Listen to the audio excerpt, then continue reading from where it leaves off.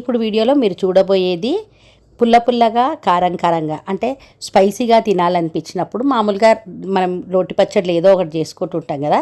కానీ ఈరోజు మనకి సీజన్లో దొరికే మామిడికాయతోని కొబ్బరి వేసుకొని చేసుకుంటాము. మంచి టేస్టీగా ఉంటుంది. ఈ సీజన్లో వచ్చే మామిడికాయలతో మీరు కూడా ఒకసారి ట్రై చేయండి. ఇది తయారు చేసుకోవడానికి ఎక్కువగా ఇంగ్రీడియంట్స్ ఏం అవసరం ఉండదు. జస్ట్ మామిడికాయ, కొబ్బరి ఉంటే చాలు. ఇంకా మిగతావన్నీ కూడా మన ఇంట్లో రోజు వాడుకునేటివే. ఇక్కడ ఈ చట్నీ కోసము ఇక్కడ మామిడికాయ తీసుకోవాలి. మామూలుగా కొంచెం పుల్ల పుల్లగా ఉన్నా ఓకే, కొంచెం మీడియం స్వీట్ ఉన్నా ఓకే. ఈ మామిడికాయలో ఇక్కడ నేను ఒక హాఫ్ మామిడికాయ వరకు మీకు తీసుకొని ఈ చట్నీ తయారు చేయడం చూపిస్తా. దీనికి పొట్టు తీసుకోవాలి ఫస్ట్. ఈ మామిడికాయలతో పాటు ఇక్కడ కొబ్బరి వేసుకుంటాము, ఇంకేమేమి వేసుకుంటాము, ఇది ఎట్లా తయారు చేసుకోవాలనేది ఫుల్ రెసిపీ మన ఛానల్ నేమ్ కింద ఉంది. ఒకసారి ఆ లింక్ ఓపెన్ చేసి చెక్ చేయండి.